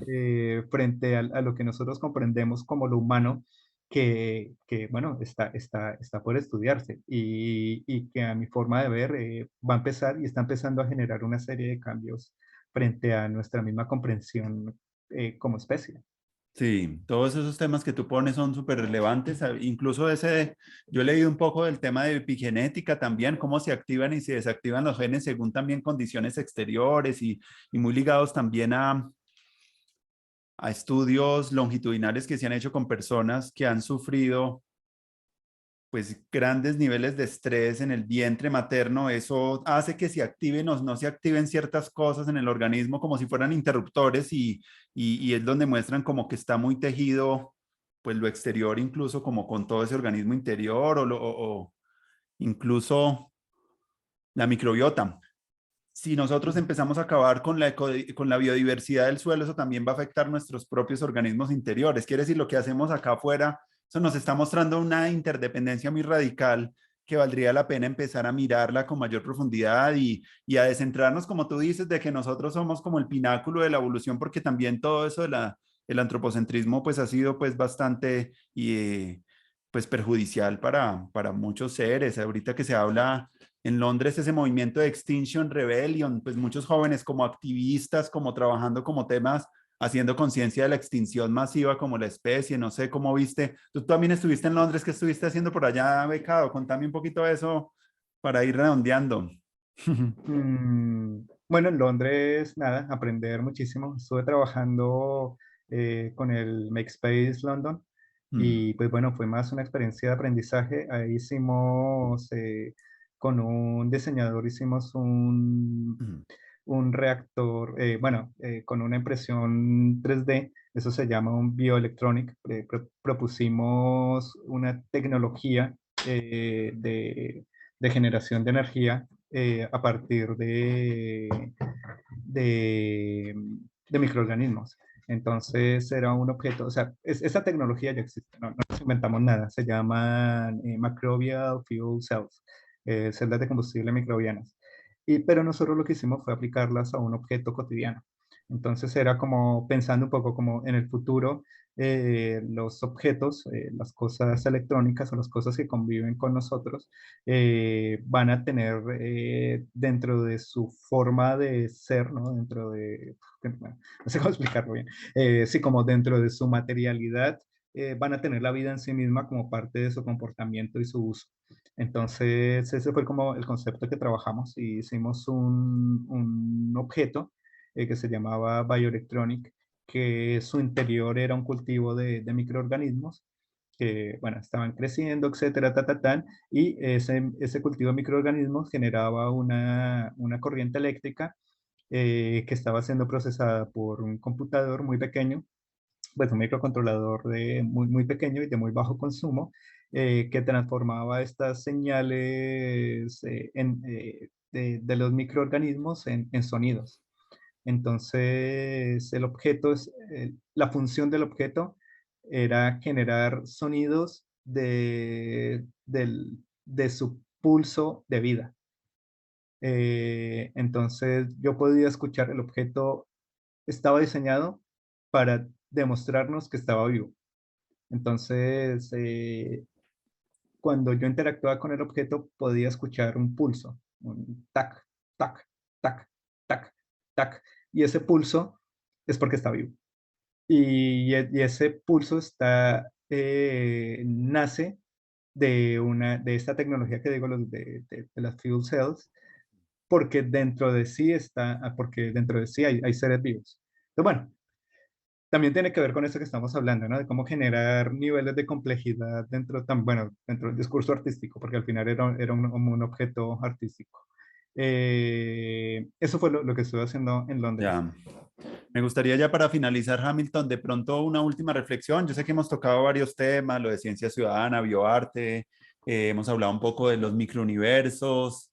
Me interesa mucho como por la experiencia que yo he tenido también en algunos espacios como parecidos a los laboratorios ciudadanos, me interesa mucho esa figura y es una línea que incluso podríamos más trabajarla en educación, en todos los niveles. Una cosa que me parece bonita de esos espacios es que son como intergeneracionales, que no son solamente, normalmente en una escuela son todos los niños de las edades, pero cuando Mm. trabajamos intergeneracionalmente, de acuerdo como lo que Antonio Lafuente cuando lo conocí decía, como comunidades de personas que les interesa un tema y se reúnen a compartir y a experimentar con metodologías más informales, que también una de las cosas que pillaban en ese tiempo era que la informalidad también era una de las condiciones también para que se produciera un conocimiento. A veces la formalidad, a veces de la educación tan regular y tan centrada, no produce como esa chispa de la creatividad. Y la otra cosa que he notado mucho en esos espacios de los que hemos estado hablando es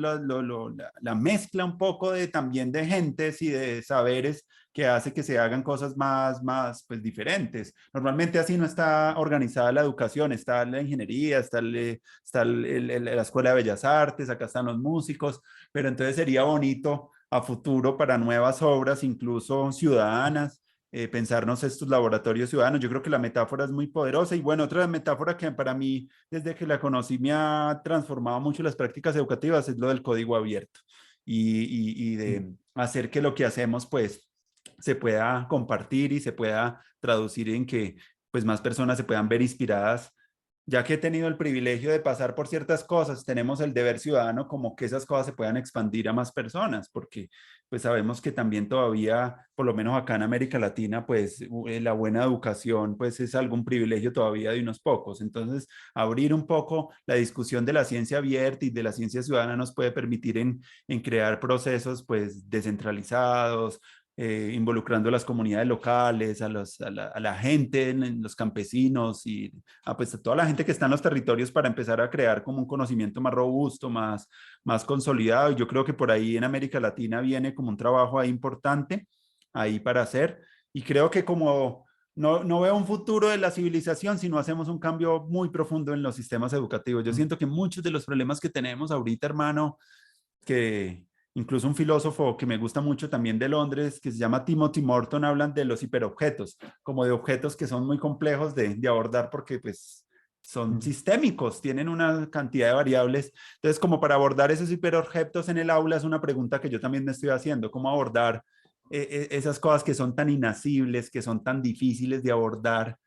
Y me gusta mucho el concepto también de él que llama de ecología oscura, porque normalmente ha habido como también una visión muy de salvar el mundo, y él tiene una visión muy diferente como a los activistas y me ha gustado mucho leer a Timothy porque me hace reflexionar un poco también en cómo él desde ese conocimiento de la biología también empieza a hablar de la filosofía y hace también como una discusión muy importante ahí. Me gustaría ya como que reflexionáramos finalmente y unos puntadas finales, Hamilton, de esa universidad del futuro que pues viene como un sueño, viene como una idea, viene como un prototipo también y viene también como una posibilidad nueva para nosotros seguirnos formando y seguir como todo lo que hemos aprendido en estos espacios, en estos laboratorios, en nuestros espacios también con amigos, cómo lo podríamos seguir como consolidando y dándole una fuerza y dándole un sentido no porque vayamos a producir títulos a futuro, sino porque vamos a generar unas experiencias que van a ser, como decías tú al inicio,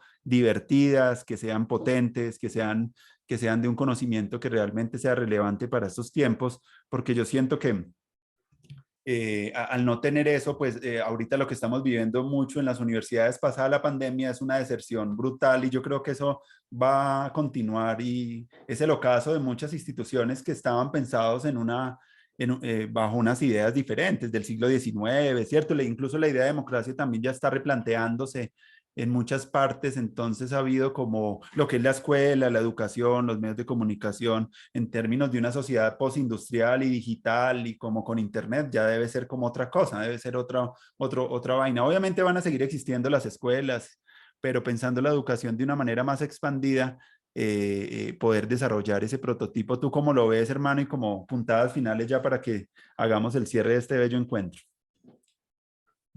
La Universidad del Futuro, sí. Bueno, yo creo que lo universal de la universidad es lo que se mantiene. No, que es donde viene el término, y es Mm, un lugar donde tiene todo el conocimiento. Eh, pero que como se ha visto hasta ahora, el conocimiento está dividido en ramas y cada rama es una especialidad y estas especialidades me llevan a ser cada vez más especialista en algo. Un proyecto también de hace mucho rato era la desespecialización pirata, que eso lo hice con el SENA, que mm, era eso, un espacio, estaba hablando del 2009, o sea, hace rato y ahora es como está muy avalado, pero era un espacio de eso, de generar un lugar transdisciplinar dentro de una institución disciplinar, como es el SENA, en donde las personas que tenían diferentes inquietudes pudiesen llegar a trabajar en lo que fuese. Entonces, yo creo que, bueno, a ver, como rescatando esto, lo universal tiene que empezar a abrirse. Y yo creo que eso es lo que va a empezar a pasar.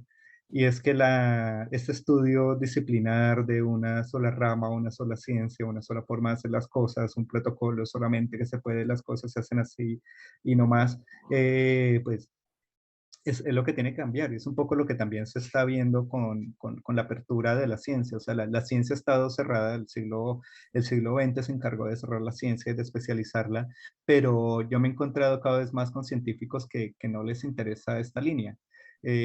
Bueno, a ver, es una línea que genera muchos temores dentro de la ciencia, que también lo he discutido con científicos, y es como, pero es que la ciencia es ciencia porque yo puedo replicar un experimento con un experimento que ya ha hecho alguien antes, mm, que es como funciona.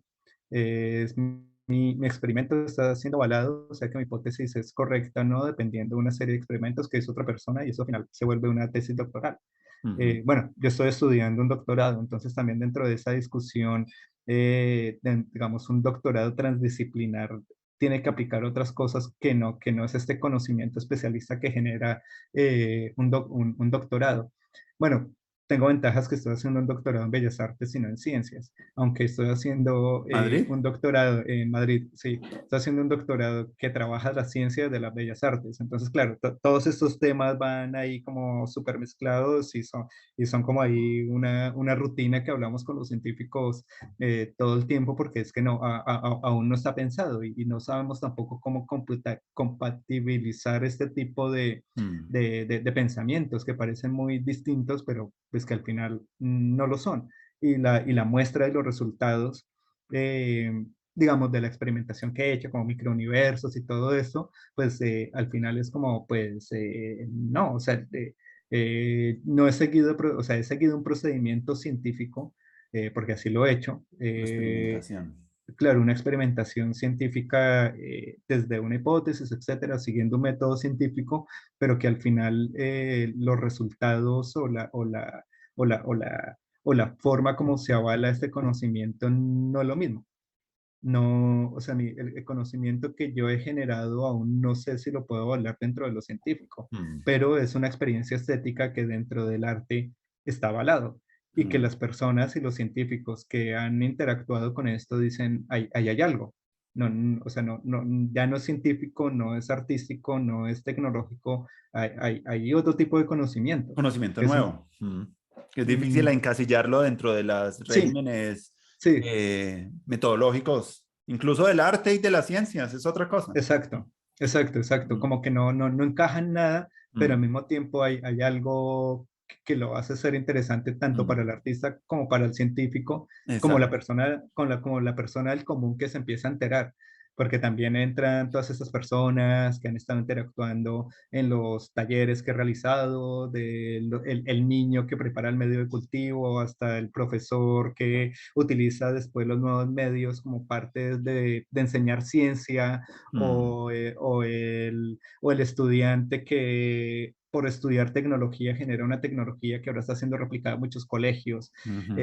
¿Sabes? Es como que lo transdisciplinar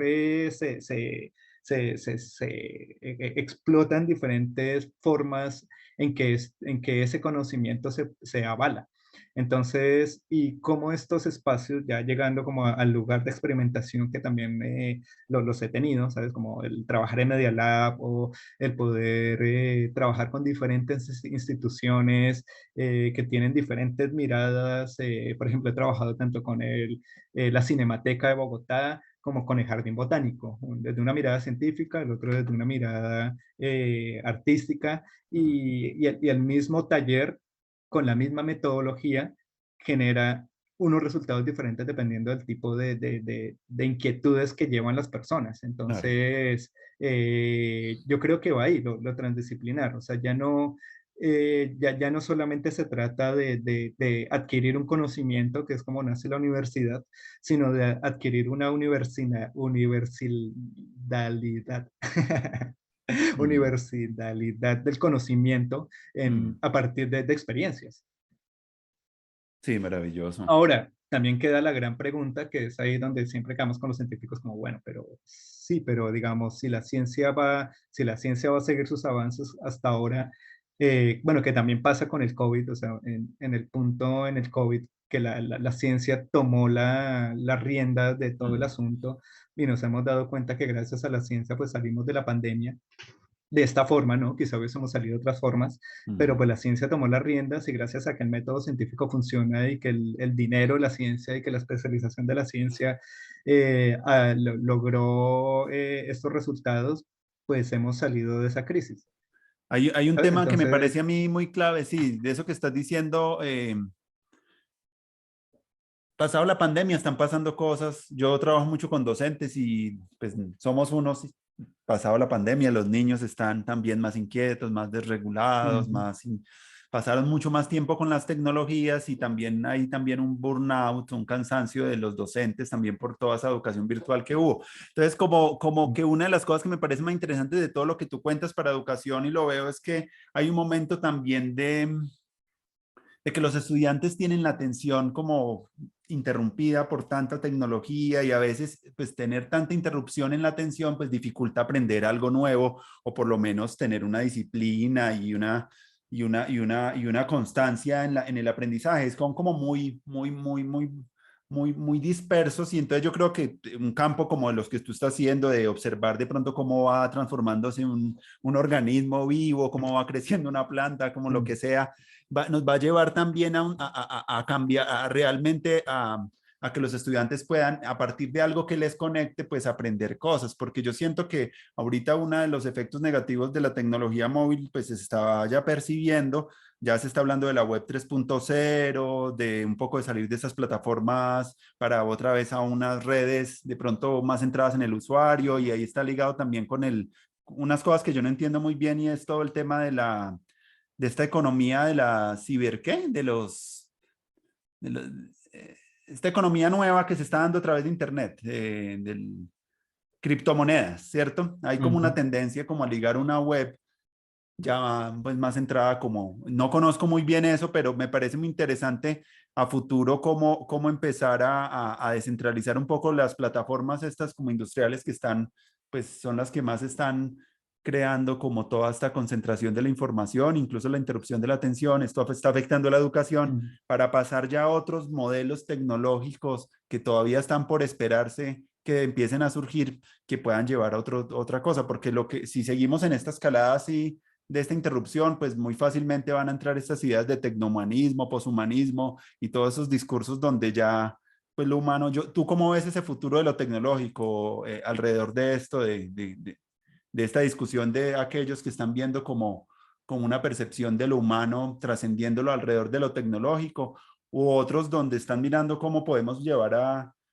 la inteligencia artificial y todas esas cosas de la tecnología de punta realmente a llevarnos a solucionar problemas sociales, porque pues también estamos en un momento donde estamos asistiendo como a cosas fuertes en el mundo. Entonces hay como un debate de cómo, por dónde podría seguir. Ya lleva 30 años más o menos la tecnología en nuestras vidas. Se habla de una web 1.0, las burbujas.com, que eran como casi páginas amarillas donde la gente subía como información. Luego llegaron las industrias como Facebook, YouTube, las redes sociales. Y ahorita hay una discusión ahorita actual que me parece potente y va mucho en la línea de lo que venimos hablando. Es como unas redes diferentes, hermano, donde realmente se puedan volver ya más redes ciudadanas, de hackatones, proyectos donde la gente no solamente va a alimentar como el narcisismo, sino que va también a crear cosas juntos, como a co-crear, a una co-creación ciudadana más radical, como que necesitamos como desarrollar esas interfaces para empezar a salir de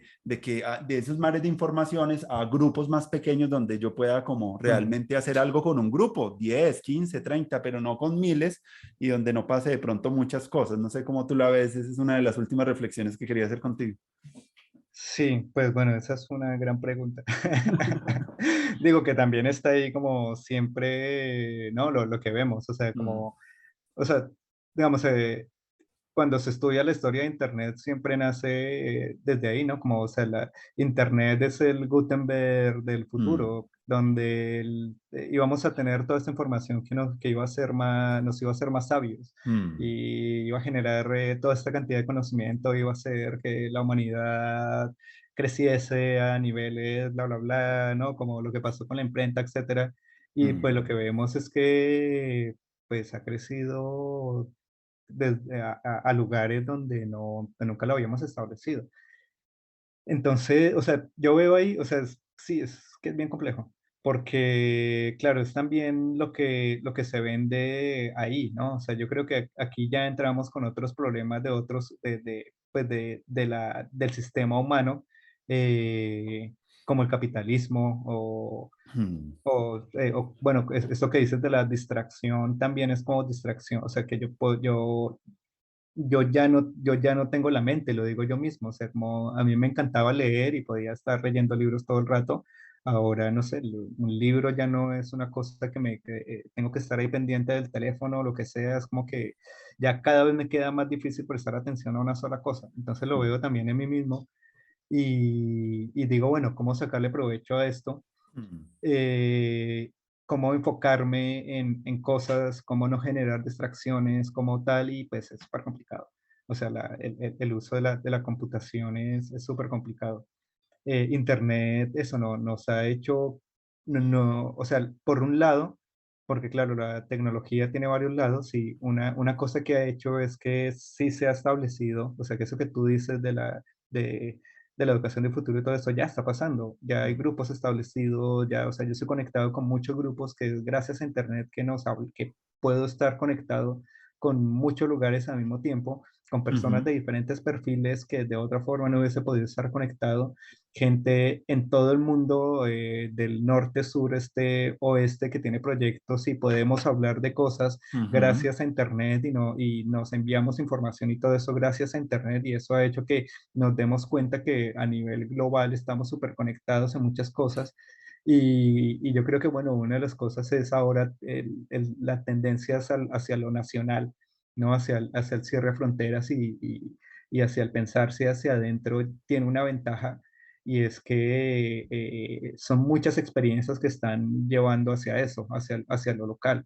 Entonces, ¿cómo establecer tecnologías locales, no? La globalización está mm, mm, en un punto donde sabemos que no puede seguir sosteniéndose de la forma como ha avanzado hasta ahora y necesita generar cambios a nivel local, pero mm, ya no estamos solos, o sea, no son aldeas individuales que cada uno está ahí súper aislado, sino que estamos generando unas aldeas que están conectadas a nivel global sin ser una globalización como la mm, entendemos ahora, una globalización del capital y de los mm. recursos.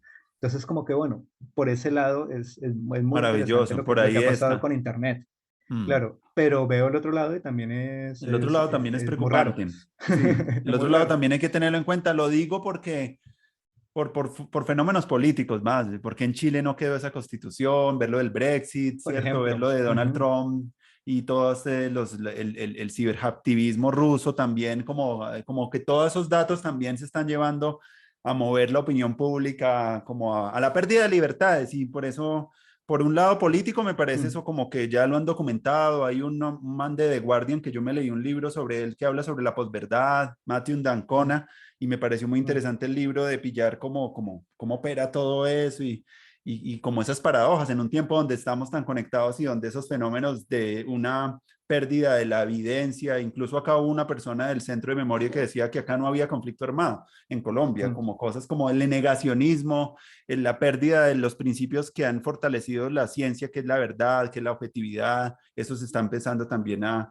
deteriorar. Entonces es como tener en cuenta como esas potencialidades como de las tribus también globales, que eso ya también ya se está dando y eso está maravilloso. Y por el otro lado también mirar a ver cómo de acuerdo a los niños, a los colegios, cómo hacer para que esas tecnologías realmente, y tú has dado ejemplos maravillosos, de los microscopios caseros, de las placas de Petri, todos esos experimentos, eso me parece que ya realmente puede ser bastante interesante para empezar a desarrollar en las escuelas y que se pueda, cosas a bajo costo, penetrar en espacios, porque a veces los profesores, como tú dices, no saben qué hacer con un aula de tecnología o incluso con instrumentos musicales y menos con instrumentos mm. científicos. Entonces, maravilloso todo lo que cuentas, Hamilton, y me agrada mucho pues haber vuelto a compartir contigo, ver tú cómo escuchar algunas de las experiencias, de tus reflexiones, de lo que haces. Creo que es un elemento, pues, pones muchas cosas en la mesa que realmente pueden nutrir mucho esa educación del futuro. Y bueno, te agradezco pues la generosidad y lo que estás haciendo y seguimos ahí conectados, hermano, porque esto va a seguir como creciendo. Vamos a ver cómo le damos cada vez como norte a esto, pero pues ya esto ya inició, esto no es una cosa del futuro, sino que ya está pasando entre nosotros y te agradezco y muy contento con el reencuentro, mi hermano. Sí, bueno, igualmente Andrés, qué bueno verte y que sigas ahí haciendo cosillas y bueno, esto es lo que tú dices, ¿no? Son preguntas que vamos a seguir explorando, seguro, o sea, esto es el inicio de algo muy potente. Listo, mi Entonces me hermano. alegra muchísimo que sigamos ahí en contacto y que estés haciendo ese trabajo. Me encanta. Gracias, Muchas Hamilton. gracias.